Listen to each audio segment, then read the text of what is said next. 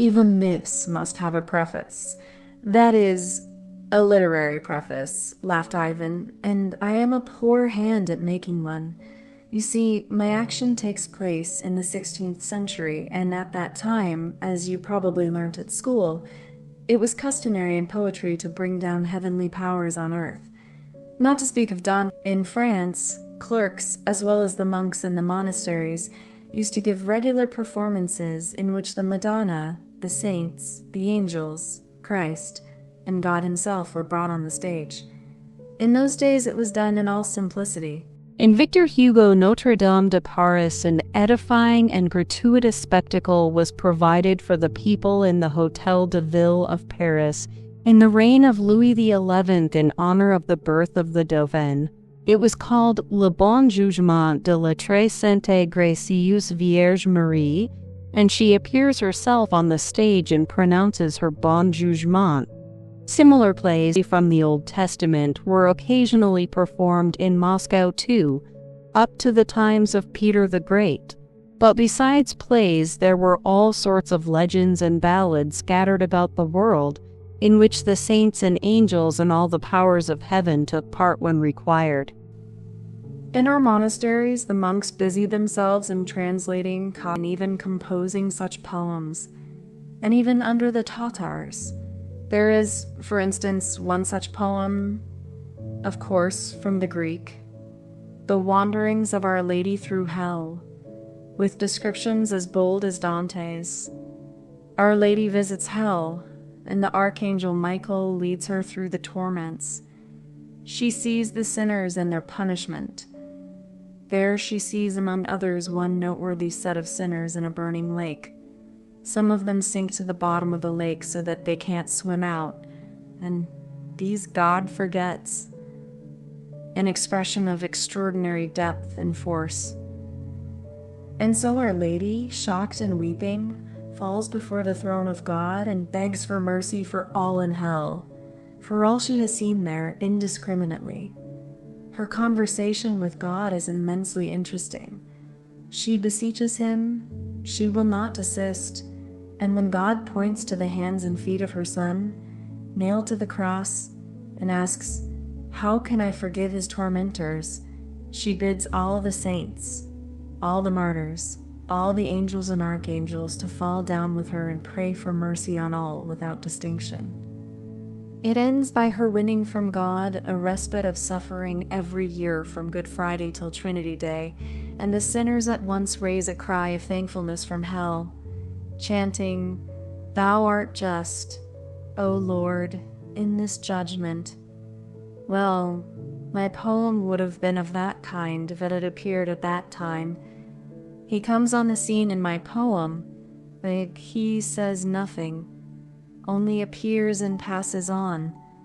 15 centuries have passed since he promised to come in his glory.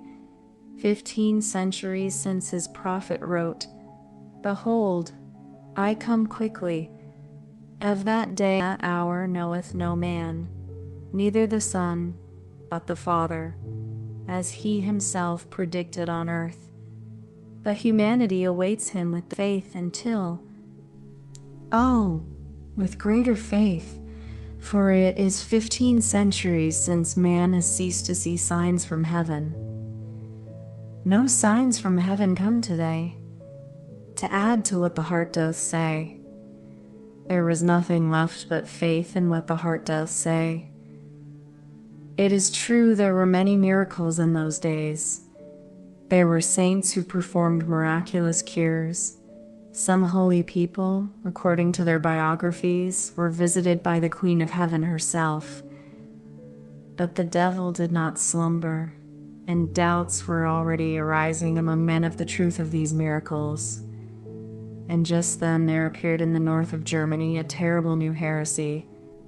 A huge star like to a torch, that is, to a church, fell on the sources of the waters and they became bitter. These heretics began blasphemously denying miracles, but those who remained faithful were all the more ardent in their faith. The tears of humanity rose up to him as before, awaited his coming, loved him, hoped for him. yearned to suffer and die for him as before. And so many ages mankind had prayed with faith and fervor, O Lord our God, hasten thy coming. So many ages called upon him, that in his infinite mercy he deigned to come down to his servants. Before that day he had come down, he had visited some holy men, martyrs and hermits, as is written in their lives. Among us, Tyuchev, with absolute faith in the truth of his words, bore witness that, bearing the cross in slavish dress, weary and worn, the heavenly king, our mother, Russia, came to bless, and through our land went wandering. And that certainly was so, I assure you. And behold, he deigned to appear for a moment to the people, to the tortured, suffering people, sunk in iniquity, but loving him like children. My story is laid in Spain, in Seville, in the most terrible time of the Inquisition, when fires were lighted every day to the glory of God, and in the splendid auto da fe the wicked heretics were burnt. Oh, of course, this was not the coming in which he will appear, according to his promise, at the end of time in all his heavenly glory, and which will be sudden, as lightning flashing from east to west. No, he visited his children only for a moment, and there where the flames were crackling round the heretics. In his infinite mercy he came once more among men in that human shape in which he walked among men for 33 years, 15 centuries ago. He came down to the hot pavements of the southern town in which, on the day before, almost 100 heretics had, ad majorem gloriam Dei, been burnt by the Cardinal, the Grand Inquisitor, in a magnificent auto da fe, in the presence of the king, the court, the knights, the cardinals, the most charming ladies of the court, and the whole population of Seville. He came softly, unobserved, and yet, strange to say, everyone recognized him. That might be one of the best passages in the poem. I mean, why they recognized him. The people are irresistibly drawn to him. They surround him. They flock about him, follow him. He moves silently in their midst with the gentle smile of infinite compassion. The sun of love burns in his heart, and powers shine from his eyes, and the radiance shed on the people stirs their hearts with responsive love. He holds out his hands to them, blesses them, and a healing virtue comes from contact with him, even with his garments. An old man in the crowd, blind from childhood, cries out, "O Lord, heal me and I shall see thee." And, as it were, scales fall from his eyes and the blind man sees him. The crowd weeps and kisses the earth under his feet. Children throw flowers before him, sing and cry, Hosanna. It is he. It is he. It is he. Repeat. It must be he. It can be no one but him. He stops at the steps of the Seville Cathedral at the moment when the weeping mourners are bringing in a little open white coffin. In it lies a child of 7, the only daughter of a prominent citizen. The dead child lies hidden in flowers. He will raise your child, the crowd shouts to the weeping mother. The priest, coming to meet the coffin, looks perplexed and frowns. But the mother of the dead child throws herself at his feet with a wail. "Thou, raise my child," she cries, holding out her hands to him. The procession halts. The coffin is laid on the steps at his feet. He looks with compassion, and his lips once more softly pronounce, "Maiden, arise." And the maiden arises. The little girl sits up in the coffin and looks round, smiling with wide-open, wondering eyes, holding a bunch of white roses they had put in her hand. There are cries, sobs, confusion among the people, and at that moment the Cardinal himself, the Grand Inquisitor, passes by the cathedral. He is an old man, almost 90, tall and erect, with a withered face and sunken eyes, in which a gleam of light. He is not dressed in his gorgeous cardinal's robes, as he was the day before, when he was burning the enemies of the Roman Church. At this, he is wearing his coarse, old monk's cassock. At a distance behind him come his gloomy assistants and slaves, and the Holy Guard. He stops at the sight of the crowd and watches it from a distance. He sees everything. He sees them set the coffin down at his feet, sees the child rise up, and his face darkens. He knits his thick gray brows and his eyes gleam with a sinister fire. He holds out his finger and bids the guards take him. And such is his power, so completely are the people cowed into submission and trembling obedience to him, that the crowd immediately makes way for the guards, and in the midst of death-like silence they lay hands on him and lead him away. The crowd instantly bows down to the earth, like one man, before the old Inquisitor. He blesses the people in silence and passes on. The guards lead their prisoner to the closed, gloomy, vaulted prison in the ancient palace of the Holy Inquisition, and shut him in it. The day passes and is followed by the dark, burning, breathless night of Seville. The air is fragrant with laurel and lemon.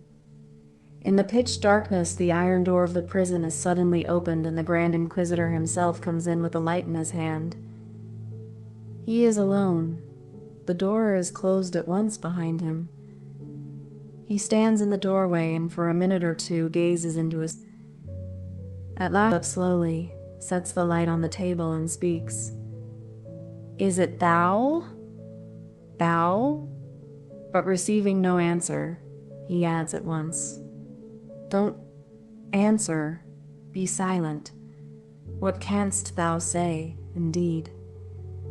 I know too well what thou would say, and thou hast no right to add anything to what thou hadst said of old.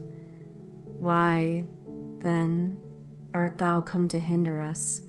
For thou hadst say, but dost thou know what will be tomorrow? I know not who thou art, and care not to know whether it is thou, or only a semblance of him. But tomorrow I shall condemn thee, and burn thee at the stake as the worst of heretics. And the very people who have today kissed thy feet, tomorrow at the sign from me will rush to heap up the embers of thy fire. Knowest thou that? Yes, maybe thou knowest it," he added with thoughtful penetration, never for a moment taking his eyes off the prisoner. Is it simply a wild fantasy or a mistake on the part of the old man? Some impossible quid pro quo? "Take it as the last," said Ivan, laughing. "If you are so corrupted by modern realism and can't stand anything fantastic, if you like it to be a case of mistaken identity, let it be so. It is true," he went on, laughing. "The old man was 90, and he might well be crazy over his set idea. He might have been struck by the appearance of the prisoner. It might, in fact, be simply his ravings, the delusion of an old man of 90, overexcited by the auto-da-fe of 100 heretics the day before. But does it matter to us, after all, whether it was a mistake of identity or a wild fantasy? All that matters is that the old man should speak out, that he should speak openly of what he has thought in silence for 90 years. And the prisoner, too, is silent. Does he look at him and not say a word? That's inevitable in any case." Ivan laughed again. The old man has told him he hasn't the right to add anything to what he has said of old. One may say it is the most fundamental feature of Roman Catholicism, in my opinion at least. All has been by thee to the Pope, they say, and there is no need for thee to come now at all. Thou must not meddle for the time, at least. That's how they speak and write too, the Jesuits at any rate. I have read it myself in the works of their theologians. Hast thou the right to reveal to us one of the mysteries of that world from which thou hast come? My old man asks him, and answers the question for him. No, thou hast not. That thou mayest not add to what has been said of old, and mayest not take from men the freedom which thou didst exalt when thou wast on earth. Whatsoever thou revealest anew will encroach on men's freedom of faith, for it will be manifest as a miracle, and the freedom of their faith was dearer to thee than anything in those days 1500 years ago. Didst thou not often say then, I will make you free? But now thou hast seen these free men, the old man adds suddenly, with a pensive smile. Yes, we've paid dearly for it. He goes on, looking sternly at him. But at last we have completed that work in thy name. For 15 centuries been wrestling with thy freedom, but that has been our doing. Was this what thou didst? Was this thy freedom? But fortunately, departing thou didst hand on the work to us. Thou hast promised, thou hast established by thy word. Thou hast given to us the right to bind and to unbind. And now, of course, thou canst not think of taking it away. Why then hast thou come to hinder us? And what's the meaning of no lack of admonitions and warnings? Asked Alyosha. Why, that's the chief part of what the old man must. The wise and dread spirit, the spirit of self-destruction and non-existence. The old man goes on. Great Spirit talked with thee in the wilderness, and we are told in the books that he tempted thee. Is that so?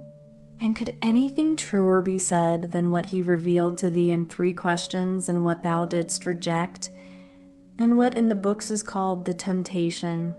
And yet if there has ever been on earth a real stupendous miracle, it took place on that day, on the day of the 3 temptations.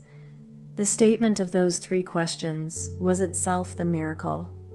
If it were possible to imagine simply for the sake of argument that those 3 questions of the dread spirit had perished utterly from the books, and that we had to restore them and to invent them anew, and to do so had gathered together all the wise men of the earth, rulers, chief priests, learned men, philosophers, poets, and had set them the task to invent 3 questions such as would not only fit the occasion, but express in 3 words, 3 human phrases, the whole history of the world and of humanity.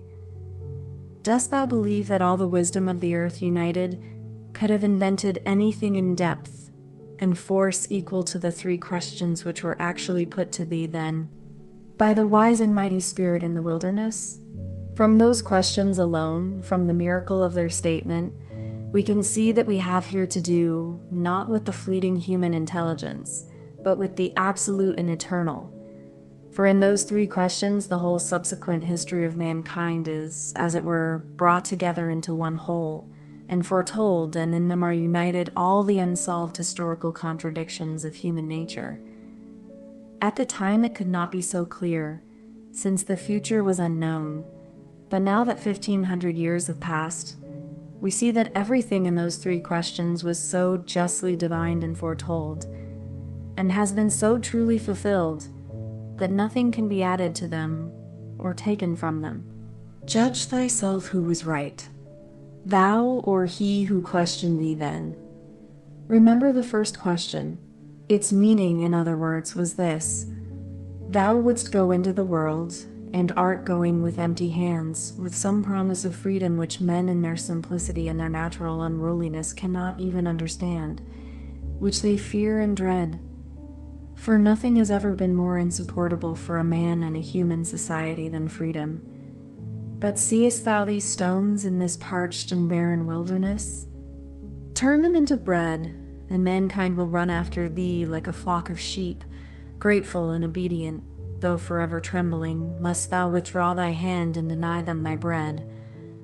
But thou wouldst not deprive man of freedom, and didst reject the offer, thinking, what is that freedom worth if obedience is bought with bread? Thou didst reply that man lives not alone, But dost thou know that for the sake of that earthly bread the spirit of the earth will rise up against thee, and will strive with thee, and overcome thee, and all will follow him, crying, Who can compare with this beast? He has given us fire from heaven. Dost thou know that the ages will pass, and humanity will proclaim by the lips of their sages that there is no crime, and therefore no sin. There is only hunger. Feed men, and then ask of them virtue. That's what they write on the banner, which they will raise against thee, and with which they will destroy thy temple. Where thy temple stood will rise a new building. The terrible tower of Babel will be built again, and though, like the one of old, it will not be finished, yet thou mightest have prevented that new tower, and have cut short the sufferings of men for 1,000 years.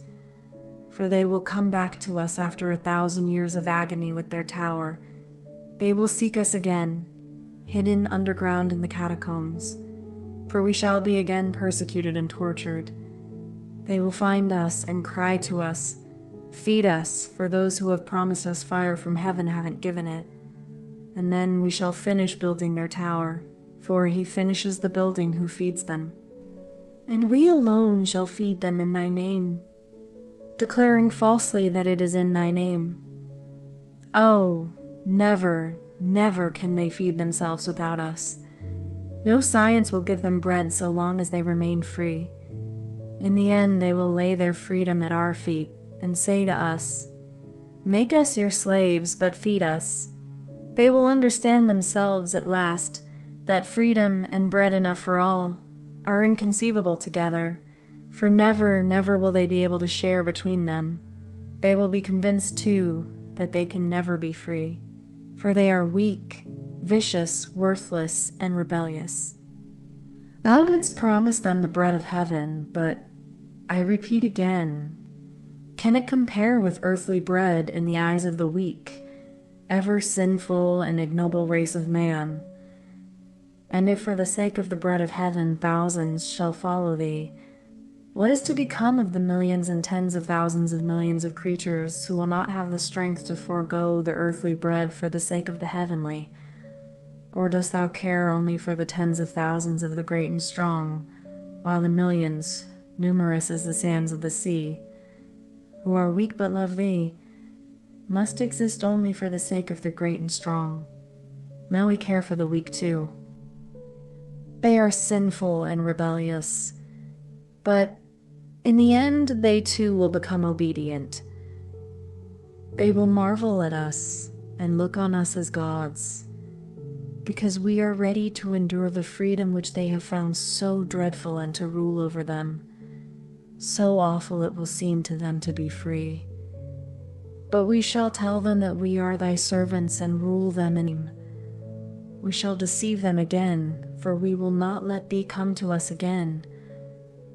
That deception will be our suffering, for we shall be forced to lie. This is the significance of the first question in the wilderness, and this is what thou hast rejected for the sake of that freedom which thou hast exalted above everything. Yet, in this question lies hid the great secret of this world, choosing bread. Thou wouldst have satisfied the universal and everlasting craving of humanity, to find someone to worship. So long as man remains free, he strives for nothing so incessantly and so painfully as to find someone to worship. But man seeks to worship what is established beyond dispute, so that all men would agree at once to worship it. For these pitiful creatures are concerned not only to find what one or the other can worship, but to find community of worship is the chief misery of every man individually and of all humanity from the beginning of time. For the sake of common worship, they've slain each other with the sword. They have set up gods and challenged one another. Put away your gods and come and worship ours, or we will kill you and your gods. And so it will be to the end of the world, even when gods disappear from the earth. They will fall down before idols just the same. Thou didst know, thou couldst not but have known, this fundamental secret of human nature. But thou didst reject the one infallible banner which was offered thee to make all men bow down to thee alone, the banner of earthly bread, and thou hast rejected it for the sake of freedom and the bread of heaven. Behold what thou didst further, and all again in the name of freedom. I tell thee that man is tormented by no greater anxiety than to find someone quickly to whom he can hand over that gift of freedom with which the ill-fated creature is born. But only one who can appease their conscience can take over their freedom. In bread there was offered thee an invincible banner. Give bread, and man will worship thee, an invincible banner. Give bread, and man will worship thee, an invincible banner. Give bread, and man will worship thee, an invincible banner. Give bread, and man will worship thee, an invincible banner. Give bread, and man will worship thee, an invincible banner. Give bread, and man will worship thee, an invincible banner.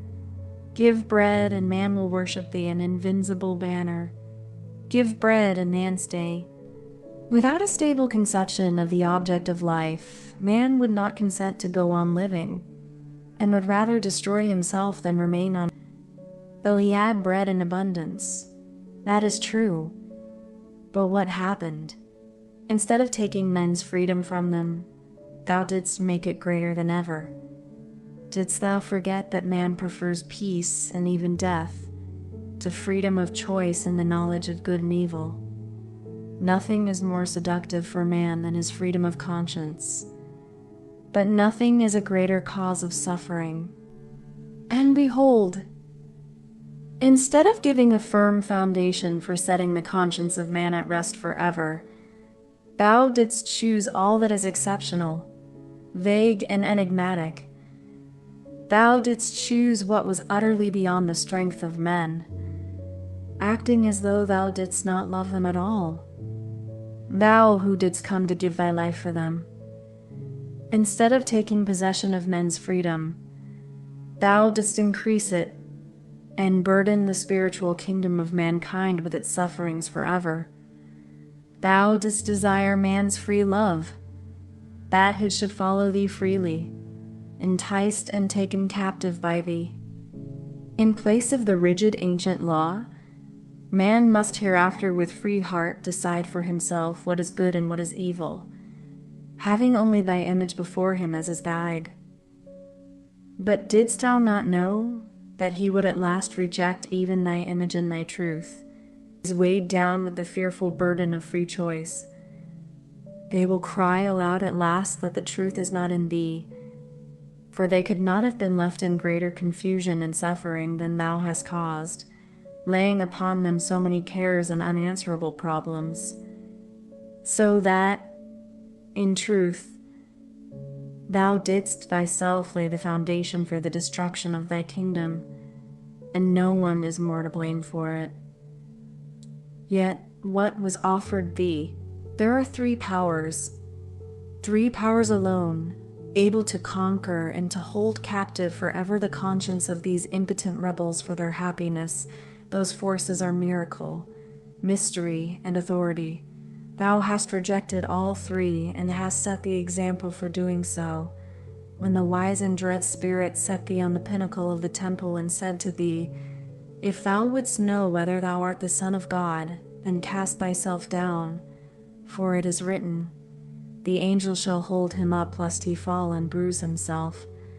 And thou shalt know then whether thou art the Son of God, and shalt prove then how great is thy faith in thy Father. But thou didst refuse, and wouldst not cast thyself down. Oh, of course, thou didst proudly and well, like God. But the weak, unruly race of men, are they gods? Oh, thou didst know then that in taking one step, in making one movement to cast thyself down, thou wouldst be tempting God and have lost all faith in him, and wouldst have been dashed to pieces against that earth, which thou didst come to save. And the wise spirit that tempted thee would have rejoiced. But I ask again, are there many like thee, And couldst thou believe for one moment that men too could show temptation? Is the nature of men such that they can reject a miracle? And at the great moments of their life, the moments of their life, the moments of their deepest, most agonizing spiritual difficulties, cling only to the free verdict of the heart? Oh, thou didst know that thy deed would be recorded in books, would be handed down to remote times and the utmost ends of the earth. And thou didst hope that man, following thee, would cling to God and not ask for a miracle. But thou didst not know that when man rejects a miracle, he rejects God too. For man seeks not so much God as the miraculous. And as man cannot bear to be without the miraculous, he will create new miracles of his own for himself, and will worship deeds of sorcery and witchcraft, though he might be 100 times over a rebel, heretic, and infidel. Thou didst not come down from the cross when they shouted to thee, mocking and reviling thee, "Come down from the cross, and we will believe that thou art he." Thou didst not come down, for the cross shouted to thee, mocking and reviling thee, "Come down from the cross, and we will believe that thou art he." Thou didst not come down from the cross when they shouted to thee, mocking and reviling thee, "Come down from the cross, and we will believe that thou art he." Thou didst not come down from the cross when they shouted and eaten their fee. But thou didst think too highly of men therein, for they are slaves, of course, though rebellious by nature. Look round and judge. 15 centuries have passed upon them.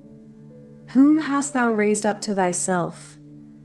I swear, man is weaker and baser by nature than thou hast believed him. Can he do what thou didst? By showing him so much respect, thou didst, as it were, cease to feel for him, for thou didst ask far too much from him, thou who hast loved him more than thyself. Respecting him less, thou wouldst have stale for him. That would have been more like love, for his burden would have been lighter. What though he is everywhere now rebelling against our power, and proud of his rebellion? It is the pride of a child and a schoolboy. They are little children rioting and the teacher at school, but their childish delight will end. It will cost them dear.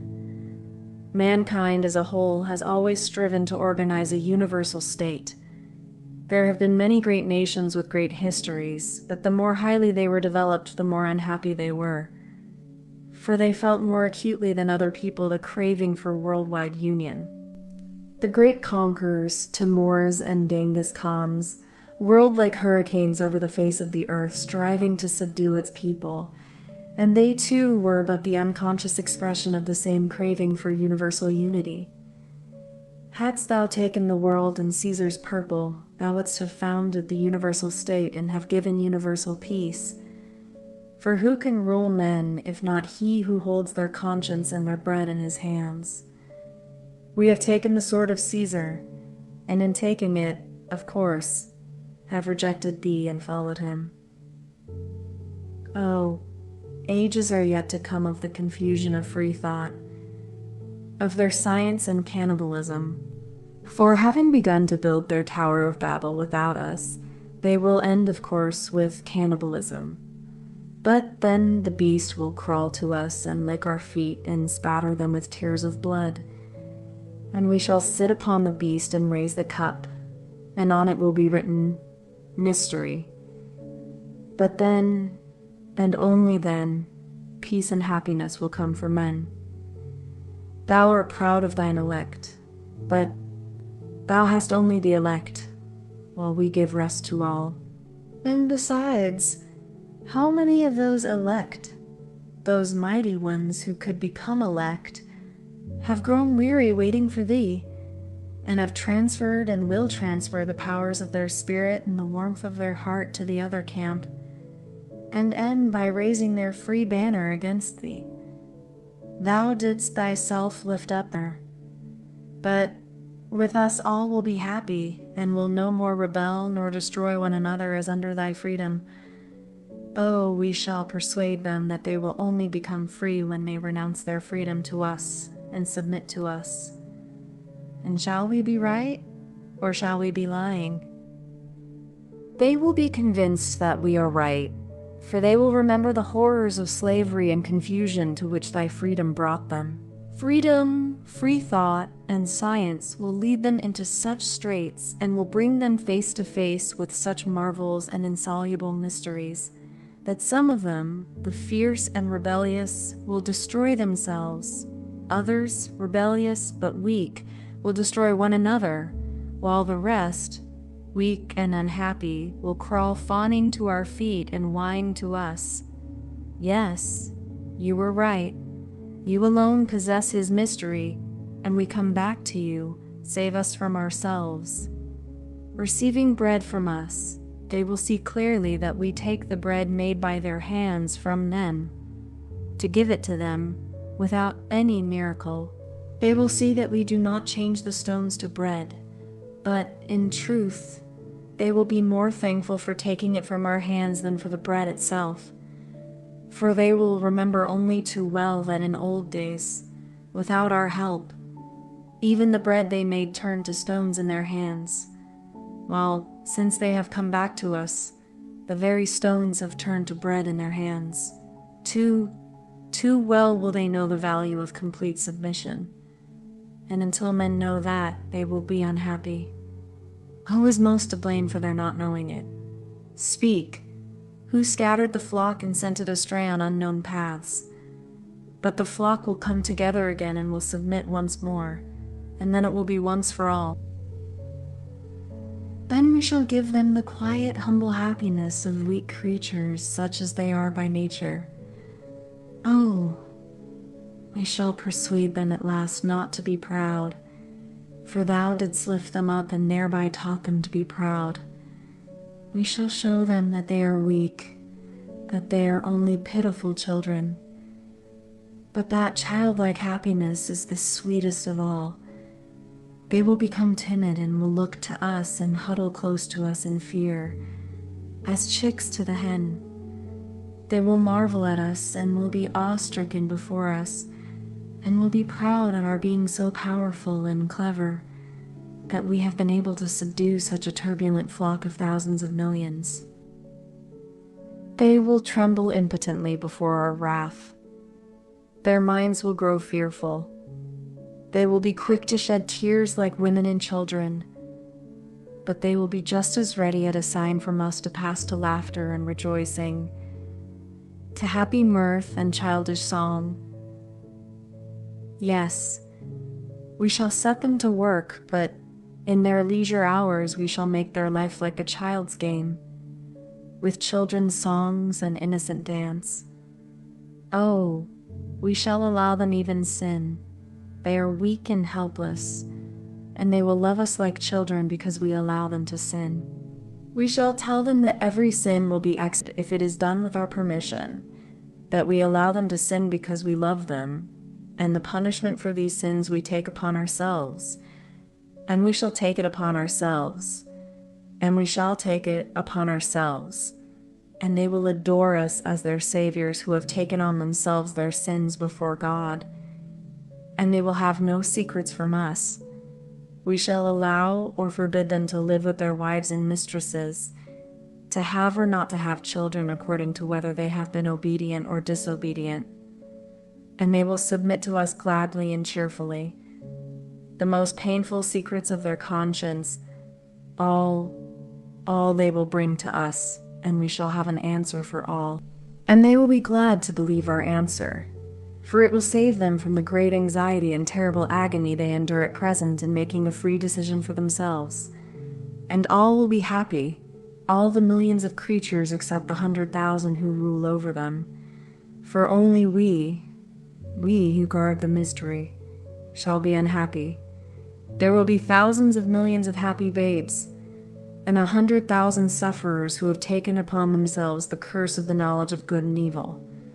Peacefully they will die. Peacefully they will expire in thy name, and beyond the grave they will find nothing but death. But we shall keep the secret, and for their happiness we shall allure them with the reward of heaven and eternity. Though if there were anything in the other world, it certainly would not be for such as they. It is prophesied that thou wilt come again in victory. Thou wilt come with thy chosen, the proud and strong. But we will say that they have only saved themselves, but we have saved all. We are told that the harlot who sits upon the beast and holds in her hands the mystery shall be put to shame, that the weak will rise up again and will rend her royal purple and will strip naked her loathsome body. But then I will stand up and point out to thee the 1,000 millions of happy children who have known no sin. And we who have taken their sins upon us for their happiness will stand up before thee and say, Judge us if thou canst and darest. Know that I fear thee not. Know that I too have been in the wilderness. I too have lived on roots and locusts. I too prize the freedom with which thou hast blessed men.